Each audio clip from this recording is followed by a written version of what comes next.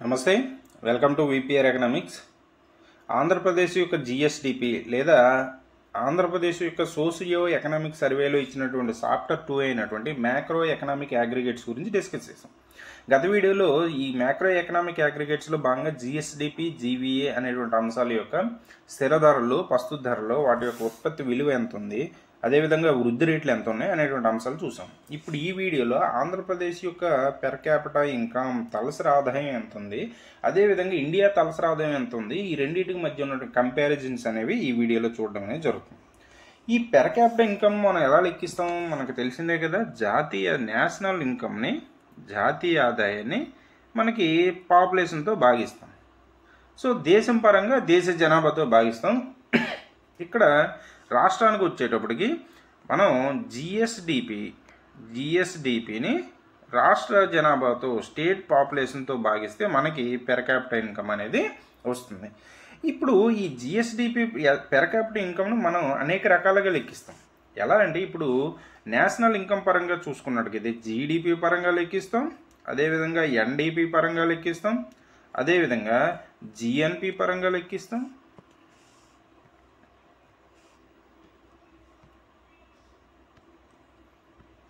So GNP పరంగా లెక్కిస్తాం, NNI పరంగా లెక్కిస్తాం. అలా వివిధ రకాలుగా మనం లెక్కించడం అనేది జరుగుతుంది. ఇక్కడ ఆంధ్రప్రదేశ్ యొక్క పెర్ క్యాపిటల్ ఇన్కమ్ అనేది ఎంత ఉంది అనేది మనం చూద్దాం.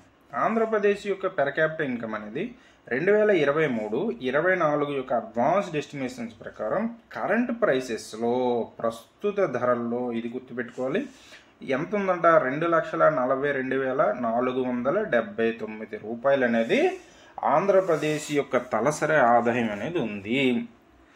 ఆంధ్రప్రదేశ్ యొక్క సోషియో ఎకనామిక్ సర్వే ప్రకారం 2023-24 ఆర్థిక సంవత్సరానికి ఆంధ్రప్రదేశ్ యొక్క తలసరి ఆదాయం ప్రస్తుత ధరల్లో ఎంత అంటే 2,42,479 రూపాయలుగా చెప్పడం అనేది జరుగుతుంది. ఇది గతంలో ఎంత ఉండేది? 2023-24 ఆర్థిక సంవత్సరం కంటే 2,19,881 రూపాయలు అనేది ఉండేది. సో ఇదే విధంగా all India per capital income ఎంత ఉంది అనేది మనం చూడాలి.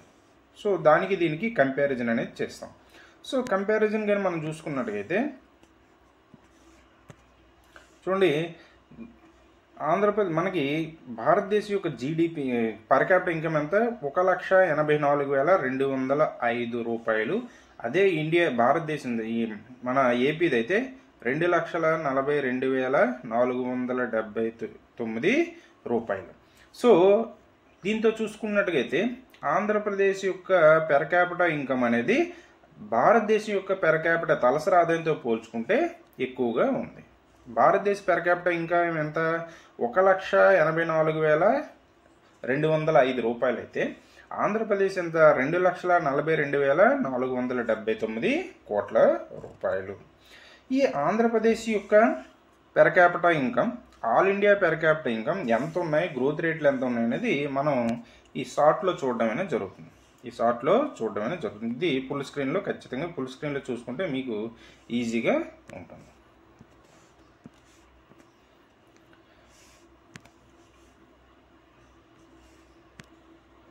చూడండి, per capital income of AP all India at current prices.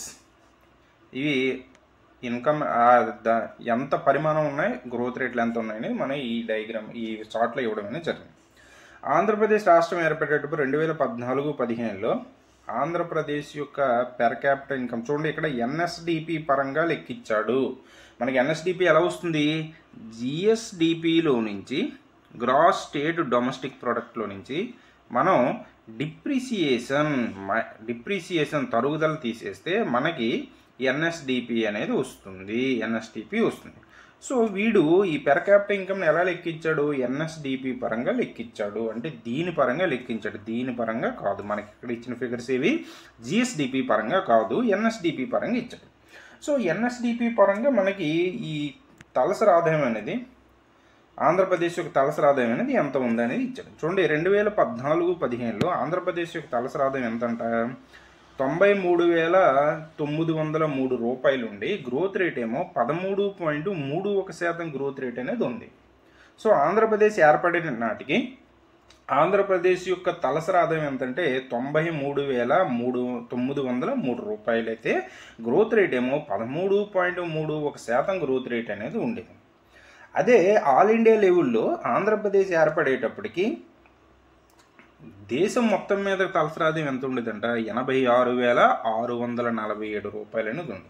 ఇది కూడా దేని పరంగా ఎన్ఎన్ఐ పరంగా నెట్ నేషనల్ ఇన్కమ్ పరంగా మనకి జిఎన్పి లేదా జిఎన్ఐ అంటాం కదా.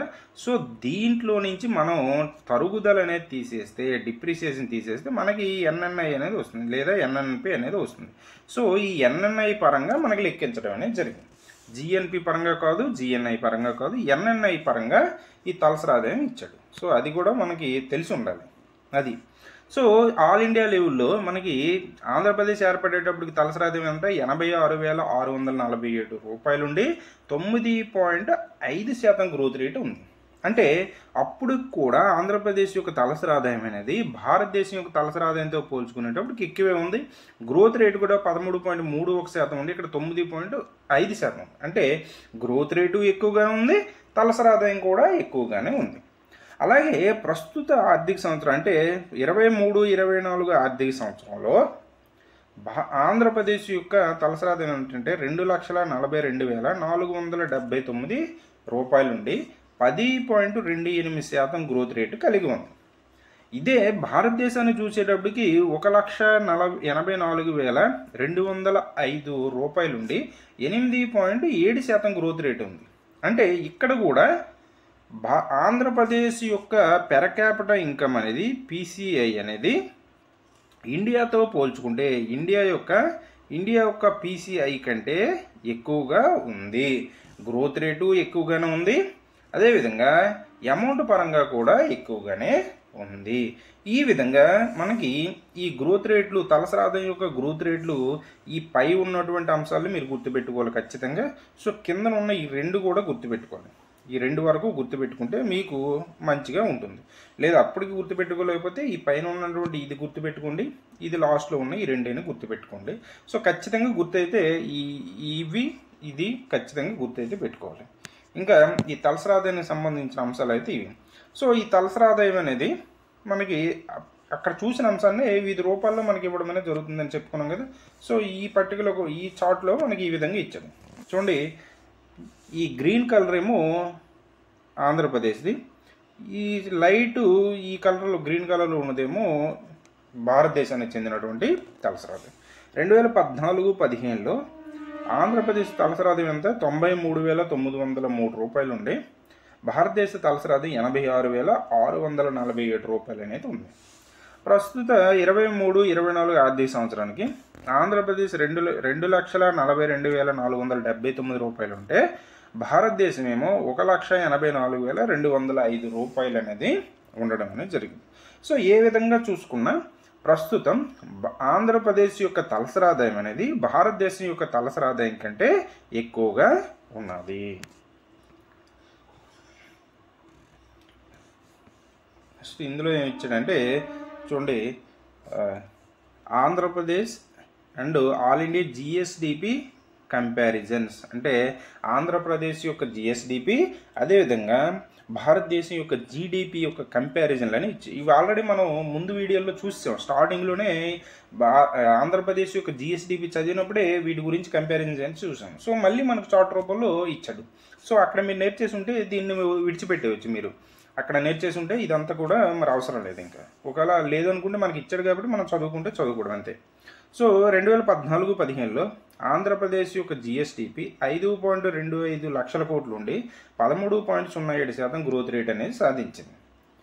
అదే మనకి ఇది ఏ ధరలో చూడండి, కరెంట్ ప్రైసెస్లో ప్రస్తుత ధరల్లో. ఈ ప్రస్తుత ధరల్లోనే భారతదేశం యొక్క జీడిపి అనేది 124.7 లక్షల కోట్లు ఉండి 11% గ్రోత్ రేట్ అనేది సాధించడం అనేది జరిగింది. ఇదే కరెంట్ ప్రైసెస్లో ప్రస్తుతం 2023-24 ఆర్థిక సంవత్సరంలో 14.4 లక్షల కోట్ల ఉత్పత్తి అనేది జిఎస్డిపి ఉత్పత్తి సాధించి 10.44% గ్రోత్ రేట్ అనేది ఆంధ్రప్రదేశ్ సాధించింది. అదే ఇండియా అయితే 295.4 లక్షల కోట్ల ఉత్పత్తి సాధించి జీడిపి సాధించి 9.6% గ్రోత్ రేట్ ఏమో ఇండియా అనేది సాధించింది. ఏ ధరల్లో? ప్రస్తుత ధరల్లో. ఇప్పుడు కాన్స్టెంట్ ప్రైసెస్లో స్థిర ధరల్లో చూసుకున్నట్టయితే ఆంధ్రప్రదేశ్ 2014-15లో జిఎస్డిపి ఎంత అంటే 4.45 లక్షల కోట్లు ఉండి 9.2% గ్రోత్ రేట్ అనేది సాధించింది. అదే ఇండియా అయితే 105.3 లక్షల కోట్ల ఉత్పత్తి సాధించి 7.4% గ్రోత్ రేట్ అనేది స్థిర ధరల వద్ద సాధించింది. ఆంధ్రప్రదేశ్ 2023-24 ఆర్థిక సంవత్సరానికి స్థిర ధరల వద్ద ఎంత ఉత్పత్తి సాధించిందంటే 8.21 లక్షల కోట్ల ఉత్పత్తి సాధించి 7.35% గ్రోత్ రేట్ అనేది సాధించింది. ఇండియా అయితే 173.8 లక్షల కోట్ల ఉత్పత్తి సాధించి 8.2% గ్రోత్ రేట్ అనేది సాధించడం అనేది జరిగింది. చూడండి, ఇక్కడ మనకి ఈ కరెంట్ ప్రైసెస్కి కాన్స్టెంట్ ప్రైసెస్కి చాలా డిఫరెన్స్ అనేది ఉంటుంది. చూడండి, ఇక్కడ ఆంధ్రప్రదేశ్ చూసుకుంటే 14.4 లక్షల కోట్లు ఉంది, ఇక్కడేమో మనకి 8.21 లక్షల కోట్లు ఉంది. ఎంత డిఫరెన్స్ ఉందో సుమారుగా ఒక 6 లక్షల కోట్ల డిఫరెన్స్ ఉంది. దానికి కారణం ఏంది? ప్రైసెస్లో పెరుగుదల, ధరల్లో వచ్చినటువంటి పెరుగుదల వలన ఈ డిఫరెన్స్ అనేది మనకు కనిపిస్తూ ఉంటుంది. సో ఆల్రెడీ మనం గత వీడియోలో స్టార్టింగ్లో చూసిందే మళ్ళీ మనకి చార్ట్ రూపంలో ఇచ్చాడు. సో అక్కడ మీరు నేర్చేసి ఉంటే దీన్ని విడిచిపెట్టేయండి, ఇంకా టైం వేస్ట్ చేసుకోకండి, అనవసరంగా ఎలిమినేట్ చేసి పడేయండి ఇంకా. సో ఈ గ్రోత్ రేట్లు అనేవి ఇవి కూడా మనకి ఆల్రెడీ నేర్చినవే. సో ఇంకొకసారి ఇలాంటి చార్ట్ రూపంలో ఇది కొంత ఈజీగా ఉంటుంది. చూడండి, Andhra Pradesh and all India GSDP GDP growth rates అంట. చూడండి, 2014-15లో మనకి గ్రీన్ కలర్ ఏమో ఏపీకి సంబంధించి, ఇది ఏపీకి సంబంధించింది, ఇది ఇండియాకి సంబంధించింది. ఏపీకి సంబంధించింది, ఇండియాకి సంబంధించింది. అయితే 2014-15లో అయితే ఆంధ్రప్రదేశ్ గ్రోత్ రేట్ ఎక్కువ ఉంది. మనకి ఆంధ్రప్రదేశ్ యొక్క గ్రోత్ రేట్ అంతా 9.2% ఉంటే ఇండియా గ్రోత్ రేటు 7.4% మాత్రమే ఉండేది. అలాగే ప్రస్తుతంగానే మనం చూసుకున్నట్టుగైతే ఆంధ్రప్రదేశ్ యొక్క గ్రోత్ రేటు స్థిర ధరల వద్ద ఇండియా యొక్క గ్రోత్ రేటు కంటే తక్కువ ఉంది. ఇది 7.35% ఆంధ్రప్రదేశ్ యొక్క గ్రోత్ రేటు ఉంటే ఇది 8.2% ఉంది. గ్రోత్ రేటు పరంగా మనకి ఆంధ్రప్రదేశ్ యొక్క గ్రోత్ రేట్ అనేది జిఎస్డిపి గ్రోత్ రేట్ అనేది ఇండియా యొక్క గ్రోత్ రేట్ కంటే తక్కువగా ఉంది.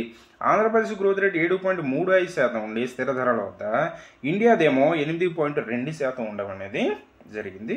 ఇక్కడ చూడడం వల్ల ఇండియా యొక్క గ్రోత్ రేటు మనకి కరోనా టైంలో 2021లో -5.8% గ్రోత్ రేట్ నమోదైంది. కానీ ఆంధ్రప్రదేశ్ మాత్రం 1.52% గ్రోత్ రేట్ అనేది నమోదవడం అనేది జరిగింది. కరోనా టైంలో కూడా ఆంధ్రప్రదేశ్ గ్రోత్ రేట్ అనేది మైనస్లోకి అయితే వెళ్ళదు, ఇండియా గ్రోత్ రేట్ మైనస్లోకి వెళ్ళింది. సో ఈ గ్రోత్ రేట్లు అనేది కూడా ఖచ్చితంగా ఈ స్టార్టింగ్వి అదేవిధంగా ఈ ఎండింగ్వి ఖచ్చితంగా గుర్తుపెట్టుకోవాలి.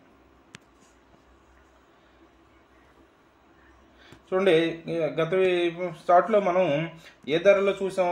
ప్రస్తుత ధరల్లో చూసాం, స్థిర ధరల్లో చూసాం. ఇప్పుడు కరెంట్ ప్రైసెస్లో ప్రస్తుత ధరల్లో ఎంత ఉన్నాయి చూడండి.